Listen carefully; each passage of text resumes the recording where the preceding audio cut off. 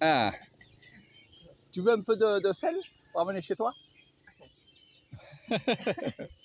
Allez, je vais vous montrer un peu notre première visite aujourd'hui avec Katia. On est allé voir, je ne sais pas comment appeler ça, si les personnes qui extraient le sel de la terre.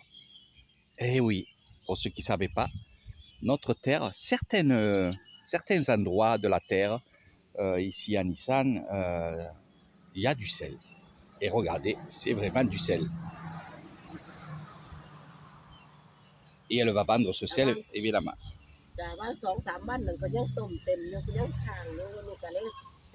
Ah, c'est grave, ok. Alors, pour faire ceci, donc le sel, il nous faut de la terre. Eh oui, eh oui, eh oui, mes amis. Il nous faut aussi, comme à l'époque, une barque à terre. Ça, c'est moi qui le nomme comme ça. Une barque. Pourquoi une barque? Parce que, en fait, avant, à l'époque, là, c'est vraiment comme avant. On prenait un très gros arbre, le tronc, on le creusait, comme là, vous pouvez voir. On fait un trou là-dessous, une roulotte qui est en PVC, une jarre ici, et dans ce tronc qui est creusé, on va mettre quoi? Eh bien, on va mettre la terre. On va remplir de terre la barque et on va arroser, arroser, arroser, arroser. Et à mesure que ça va se tasser, on va rajouter de la terre et ainsi de suite. Bien sûr, l'eau qui va couler, ça sera de l'eau salée qui sera ici. Alors, ce qui est bien, c'est que tu n'as pas vu, Katia, viens. Ici, nous avons un petit bâton. Regardez, c'est une canne, du fil. Et là, nous avons, pour tester le sel, cette petite boule. En fait, cette petite boule, quand on va la plonger dans l'eau salée, pour voir la densité, vraiment la densité qu'il y a du sel, eh bien, cette boule, au lieu de couler, elle va rester en surface. Eh oui, mes amis, eh oui, mes amis. Et tout ça, c'est ancestral et c'est vraiment génial. Bon, une fois que l'eau va couler ici, on va la récupérer. On va faire une réserve, on va les mettre dans les bidons comme elle le fait. Mais aussi, pour extraire le sel de l'eau, il va falloir la faire, évidemment, chauffer. Et oui, et il y a le four ici. Dessous, on va mettre des bûches de bois qu'on va flamber, donc on va faire chauffer. On va, évidemment, avec des seaux, remplir ce petit bac qui est en tôle. L'eau va s'évaporer. On va mettre aussi ces petits paniers parce qu'il y a des outils et ça va s'évaporer. Et qu'est-ce qu'il va faire? On va un peu touiller, c'est-à-dire qu'on va faire comme dans les salines. On va bien sûr amener le sel sur les côtés. Et on va bien sûr faire attention au feu de bois parce que après on va allumer le feu de bois, mais on va essayer de faire un point chaud. Et le point chaud, c'est quoi? Eh bien, c'est le milieu de ce bac.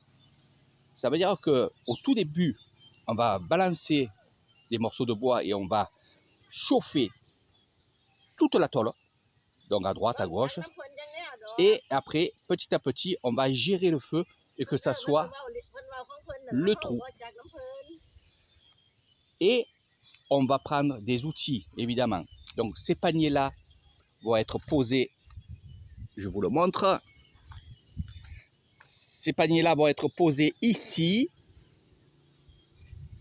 Ici, voilà, ici, regardez, ça c'est en bois. Donc une petite palette en bois avec un petit bois. Alors cet outil-là, évidemment, pour moi ça vaut de l'or parce que c'est son outil à elle, c'est à elle. Et qu'est-ce qu'on va faire, comme je vous ai dit, on va faire un point chaud sous le panier. Et avec cette petite palette, clac, clac, on va mettre le sel, évidemment, de côté. Mais bien sûr, il ne faut pas qu'il brûle. Donc on va avec ça, là, le récupérer, le mettre dans le panier ici. Et quand il y en a beaucoup, bien évidemment, on va les mettre une fois que c'est fait. Voilà, regardez, il y a du sel de partout. Hein. Une fois que c'est fait, on va le faire sécher sur le plateau. Et on va mettre le plastique dessus, en cas s'il pleut. Et de là, ça va être mis en sachet et ça va être vendu. Et oui, elle vend le sel. Donc, voilà un peu comment ça se passe ici. Quand le travail, bon, aujourd'hui, il y a une fête, elle ne travaille pas. Ils travailleront dans 2 jours, je crois. Mais on reviendra, et je vous montrerai ça, bien sûr, avec l'eau qui coule et ainsi de suite. Voilà un peu l'histoire du sel. Alors moi, au tout début, je ne savais pas qu'on pouvait extraire le sel de la terre. Et toi, Katia, je dis toujours Cathy, tu ne le savais pas toi aussi? Tu as vu qu'on apprend toujours des choses? Et il n'y a pas que ça, il y a plein de choses que tu ne sais pas aussi qui se fait ici. Mais c'est vrai que ça, on ne nous le montre pas.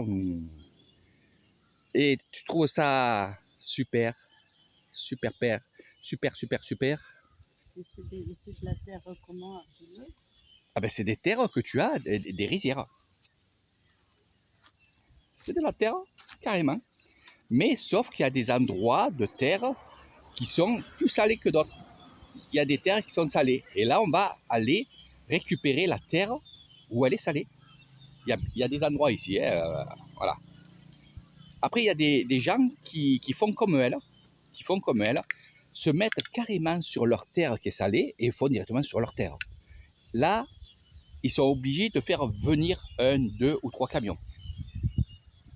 Alors, le travail quand même, parce que c'est ça qu'il faut voir, parce que la grand-mère, elle est là.